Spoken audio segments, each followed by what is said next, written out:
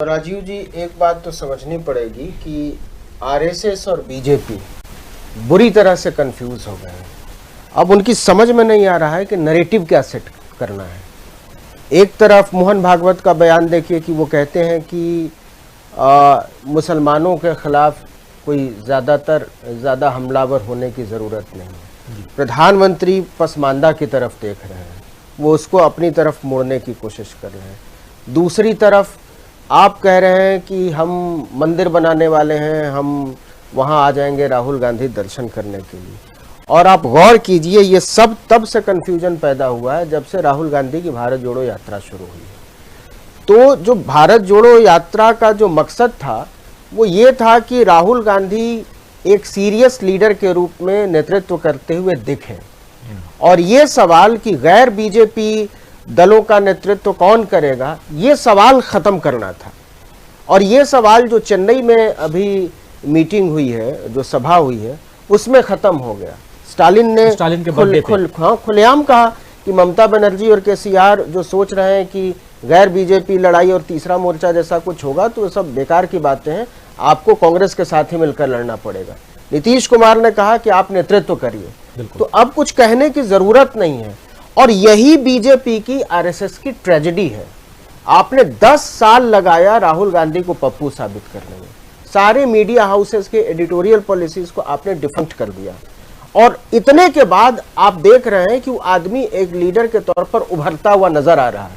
अब उसकी या तो आप कहिए पप्पू कह रहे थे तो इसका मतलब कि आपको नोटिस ही नहीं लेना था, फिर आप इतनी गंभीरता से क्यों लेते हैं?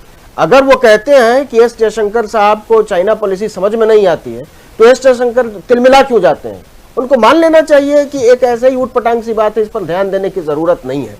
लेकिन आप ध्यान दे रहे हैं तो ना अब नरेंद्र मोदी की समझ में आ रहा है कि हमारा नैरेटिव क्या होगा, ना आरएसएस की समझ में आ रहा है कि हमारा नैरेटिव क्या होगा।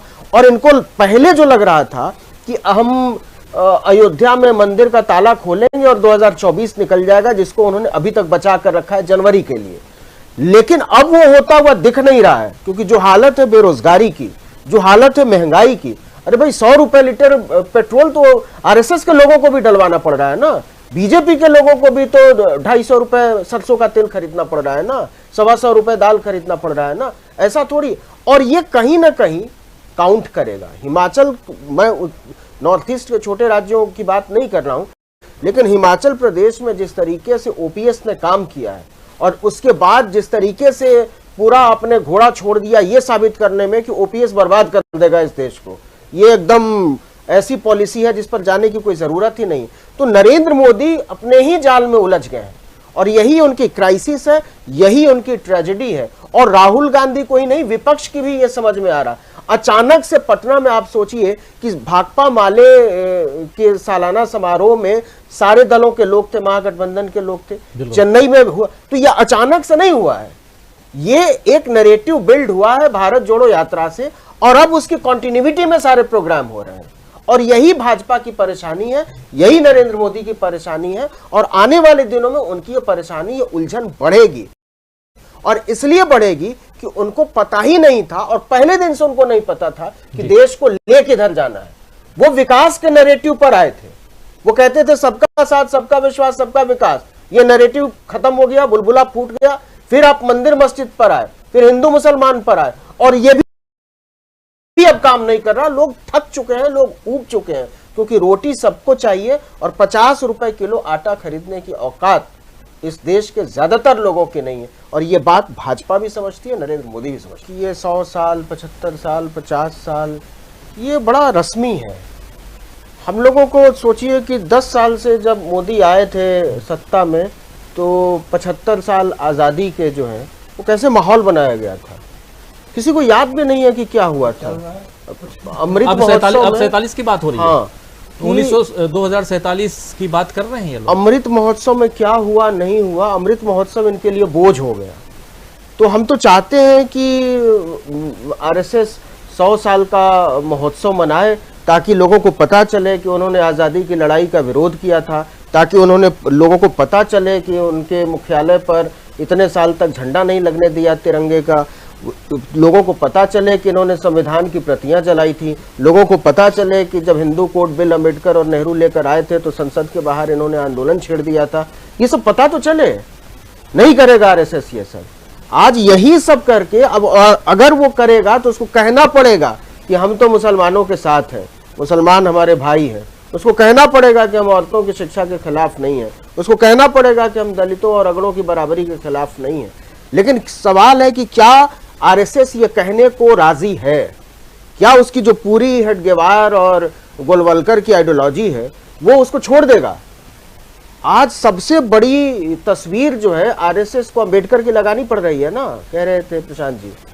इसलिए थोड़ी लगानी पड़ रही है कि वो भीतर से बदल गया है, उसको इसलिए लगानी पड़ रही है कि उसको पता है कि यही पावर है, यही लोग तय करेंगे कि सत्ता कहां जानी है और कैसे आएगी। तो आरएसएस का जो पूरा बदलाव है, जो पूरा उसका ट्रांसफॉर्मेशन है, वो ऊपरी है। भीतर से उस वैचारिक तौर पर वो उतना ही सड़ा हुआ, उतना ही लिजलिजा, उतना ही गलीज और उतना ही घटिया है। आरएसएस को तो अभी यह साबित करना है कि वो चितपावन ब्राह्मण के अलावा किसी को सरसंघ चालक बनाने को राजी है कि नहीं। अगर वाकई इस देश के एथोस को, डेमोक्रेटिक वैल्यूज को आरएसएस समझता है तो उसको किसी मुसलमान को बना देना चाहिए सरसंघ चालक, बना देना चाहिए अंसारी को, बना देना चाहिए पसमानदा को, किसी औरत को बना देना चाहिए, किसी दलित को बना देना चाहिए, किसी गैर ब्राह्मण को ही बना दीजिए। तो आरएसएस को अभी बहुत कुछ, अब तो आरएसएस सवालों के घेरे में आया है और इसमें राहुल गांधी का कंट्रीब्यूशन बहुत बड़ा है। इतिहास याद रखेगा इसको कि 100 साल जब आरएसएस के हो रहे थे तो पहली बार आरएसएस ने सबसे बड़ा हमला झेला। आप कल्पना कीजिए कि पटेल की पाबंदियों के बावजूद आरएसएस का जब कोई पॉलिटिकल पावर नहीं था तब भी वो पाबंदी हटानी पड़ी, और आज जब वो सत्ता में है और एब्सोल्यूट सत्ता में है ऑलमोस्ट, तब आरएसएस अपने इतिहास का सबसे बड़ा हमला झेल रहा है। तो ये हमला करने के लिए, उस पर सवाल उठाने के लिए बहुत नैतिक बल की जरूरत है, लेकिन उसके विरोध के लिए जो नैतिक बल चाहिए वो न आरएसएस के पास है, न बीजेपी के पास है, न हिंदू वाहिनी के पास है, किसी के पास नहीं है।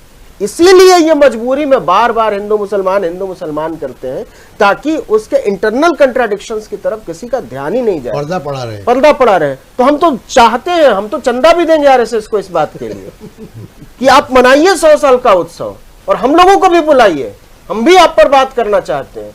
खुले तो सही कि आपके पिटारे में, इतिहास के किताबों में आपने दबा के क्या रखा है, छुपा के क्या रखा है, ये बात खुलनी चाहिए और ये बात खुलेगी अगर आरएसएस 100 साल का जलसा मनाने पर आएगा। तो हमारे चैनल से जुड़े रहने के लिए YouTube पर टाइप करें DB लाइव, सब्सक्राइब बटन को क्लिक करें और बेल आइकन को दबाना न भूलें ताकि खबरें आप तक पहुंचती रहें।